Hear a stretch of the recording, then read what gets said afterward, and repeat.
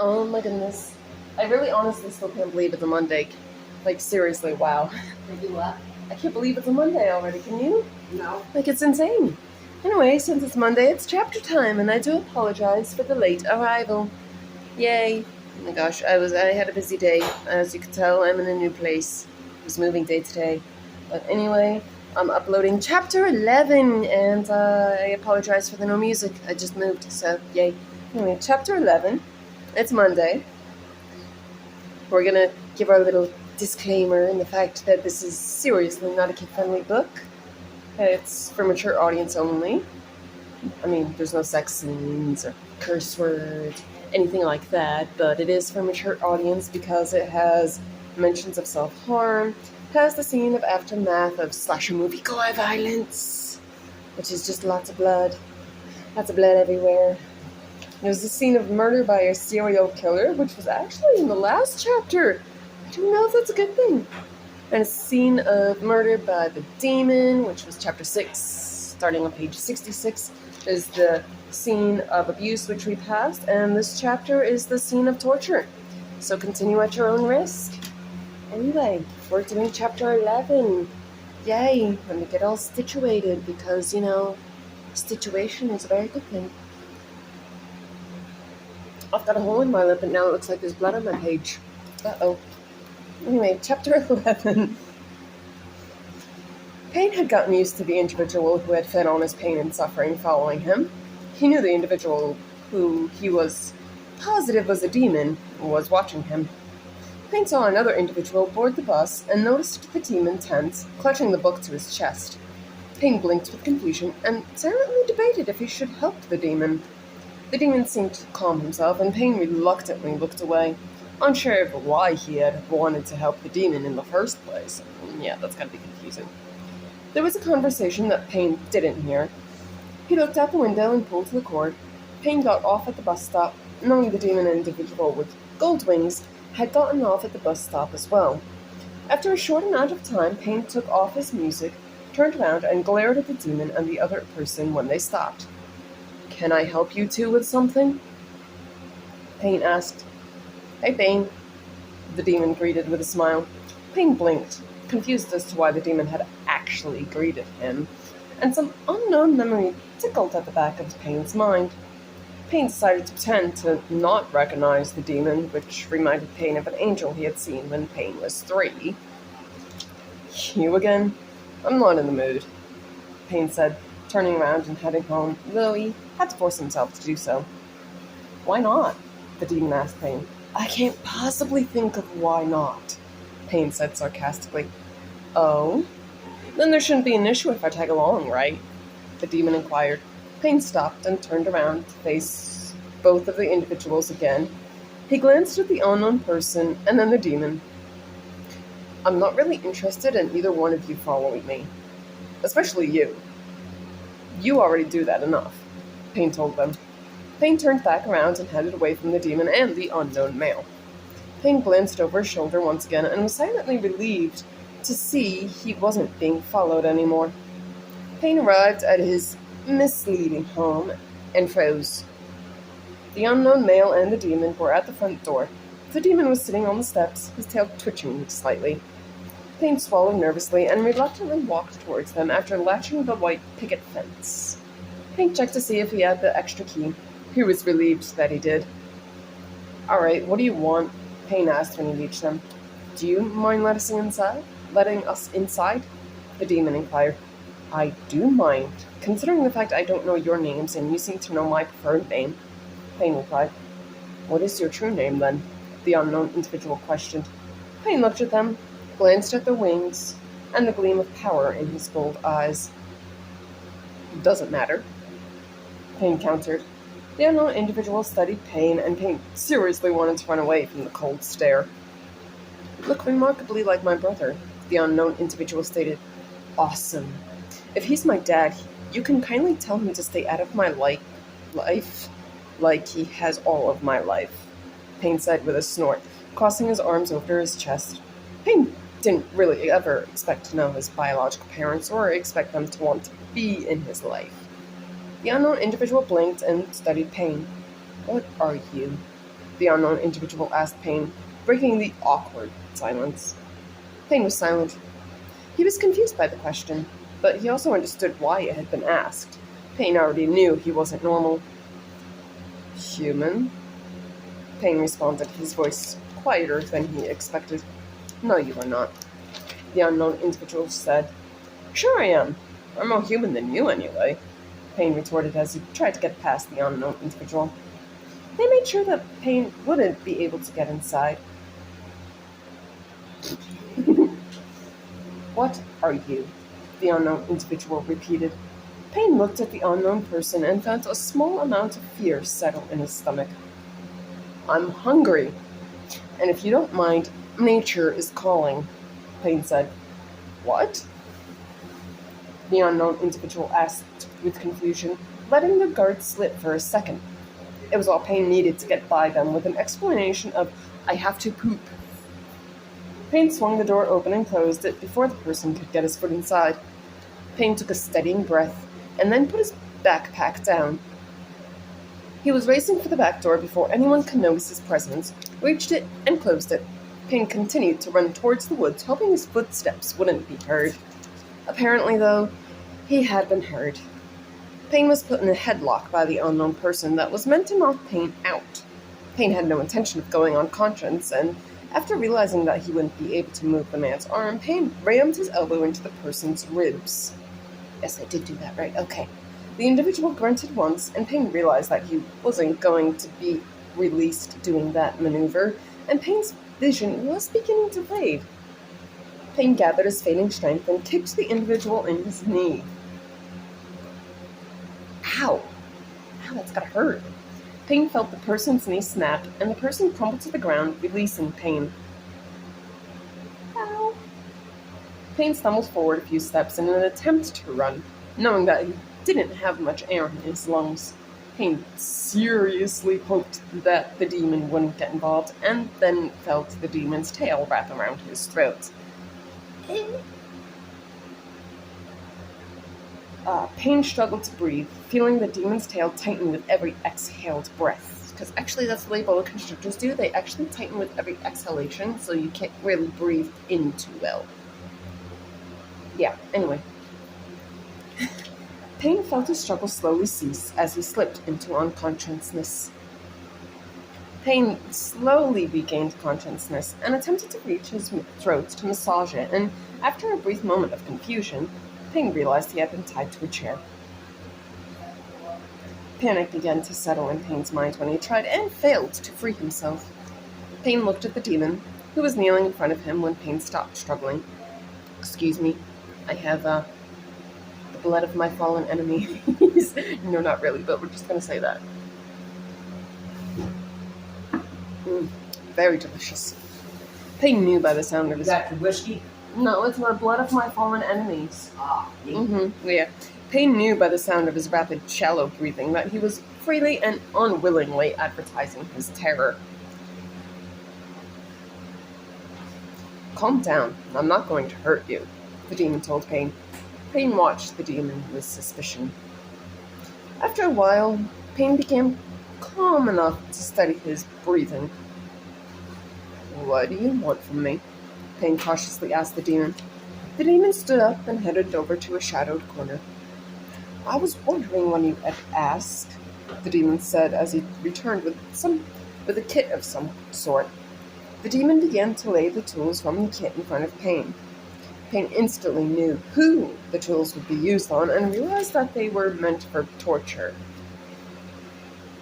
Payne barely suppressed his whimper of terror as the demon laid the last tool down. I need information.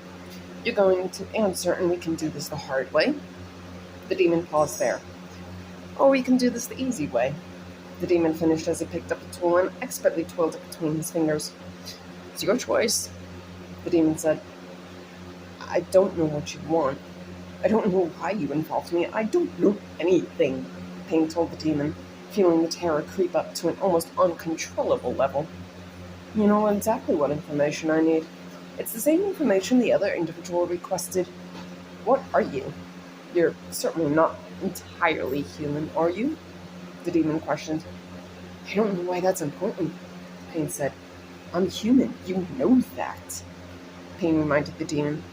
The demon studied Pain and sighed as he put down the tool. Pain felt relief sweep through his body. Yep. The demon studied him and then walked over to Pain to begin to undo his ties. Thank you, Pain breathed as the demon knelt down again. You shouldn't thank me, the demon said, and then buried a tool in Pain's left hand. I need you to hold that for me, the demon said as Pain felt agony spread across his face. The demon stood up as Pain held back his scream. The demon leaned over Pain, putting a small amount of weight on the tool in Pain's hand. Pain bit back another scream, though Pain had a hard time repressing his scream that time. You should have opted for the easy way, the demon sighed, applying a little more pressure and twisted the screwdriver in Pain's hand. Pain couldn't hold back his scream anymore. Pain tried to stop a scream, but another slight twist of the screwdriver made his whimpers become screams again. Once again, we will drink the blood of my fallen enemies. Actually, that is pretty damn good. The demon eventually removed the screwdriver from Pain's hand. Pain heard the whine of a battery-operated screwdriver and opened his eyes to see the demon holding the battery-operated screwdriver. Pain felt his eyes widen with absolute, unchecked dread. You're human, huh? The demon inquired as he adjusted towards the wound that had healed. Shall we try that answer again? The demon questioned as he placed the battery-operated screwdriver against Pain's shoulder. I think we're good.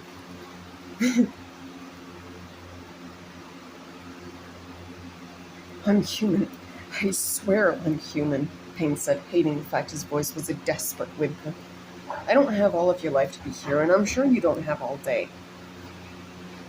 Answer the question, and you'll save yourself from a whole lot worse than this, the demon said. Pain studied the demon and felt some flicker of defiance enter him. The demon sighed and brought the screwdriver to life. Pain wouldn't have been able to hold back his scream of anguish. Pain saw his blood splatter across the demon's face in circles, because when the battery operated, they go in circles. So yeah, anyway. Pain felt himself slowly slipping into shock. He felt cold sweat coating his skin, his breathing was becoming gasps for air, and he felt his head rolled back to rest on the chair. Pain felt the screwdriver being carefully removed, pausing when Pain felt himself nearly slip into unconsciousness. The demon tended to Pain, and Pain felt his wounds healing as the demon, now positive that Pain wouldn't die in the chair.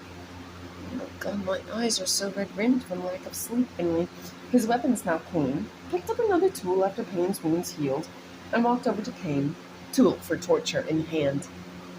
The demon tapped the tool against the eyebrow ring Pain had, and Pain realized what was going to happen. Even though Pain prepared himself, when the demon pulled the eyebrow ring out, Pain couldn't help but scream.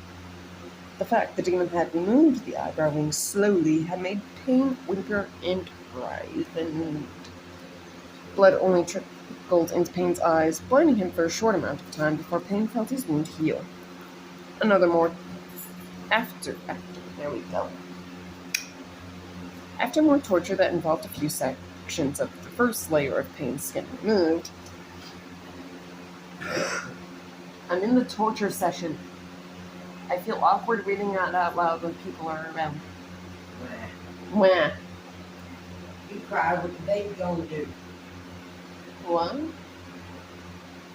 I ain't pregnant. Go away. I said, if you cry, what the baby gonna do? There is no baby, and I'm not pregnant. Go away. You want some cheese with that wine? Can you go away so I can read this comfortably? Thank you. Just drink your alcohol with your eye. It's the blood of my fallen enemies. There. Go away. After more torture that involved a few sections of the first layer of Pain's skin removed, I seriously got sweat stinging those injuries before they healed, the salt itself being rubbed underneath his nails until blood had been drawn, the salt making the torn fingertips sting horribly. The demon had removed the salt from underneath Pain's fingernails so his fingertips could heal, only to repeat the process.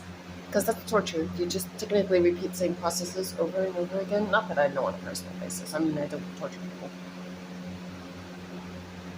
Doesn't mean I don't imagine you. Payne hated the fact that tears had freely flowed from his eyes during the continuation of multiple forms of physical torture. The demon went away to clean his tools again. I don't know, Payne said as the demon thoroughly cleaned his tools.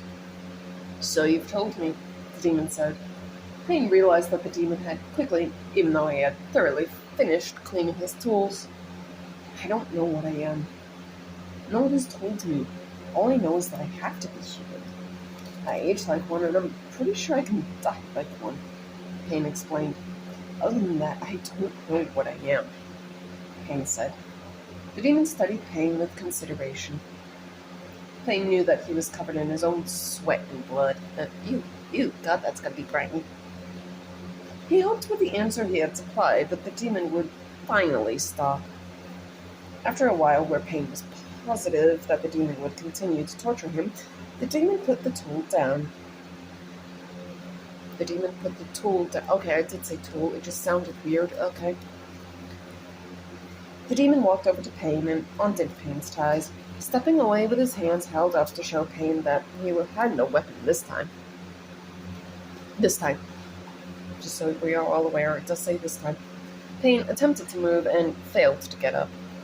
Oh my god, I got a doink! After a few attempts, Payne knew the demon noticed. Damn it. Payne heard the demon whisper after Payne struggled to stand, and once again failed to do so. And that is the end of chapter 11. I almost said chapter 12, but no, chapter 12 is next week, and hopefully by then I'll actually have music in the background, because that's an important little factor. Anyway, chapter 12 is next week. We just finished chapter 11. I need the blood of my fallen enemies, and it's not whiskey. Not that the red eyes actually help. The red eyes are just insomnia, because insomnia is a bitch and I had it. Anyway, continuing, I have some what? Let's hope I don't stumble over the accounts I have. I have a Wattpad account, which is at Tempesta771. I got that one right.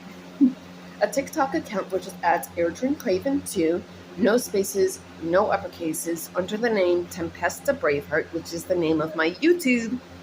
Yay! An Instagram account, which is Tempesta Braveheart, no spaces, no uppercase, under the name AirdreenCraven, which is my Facebook. If I don't know you, I will not accept your friend request, because that's a me thing, not a you thing. It's me. If I don't know you, I just don't accept people as friends, because, yeah, anyway. I have a Snapchat. Holy crap, I said it right. I had a Snapchat account and I said it right. Okay. I know, right? Snapchat account, which is AirdreenCraven. No uppercases, no spaces, and we are watching my YouTube, which is Tempesta Braveheart. And I did give the disclaimer. Yes, I did. Now, I'm going to have the blood of my fallen enemies once more. It's actually Kool-Aid, just so everyone's aware. This is Kool-Aid. And now I say, peace out, Ghost Cats, and enjoy the mental hilarity.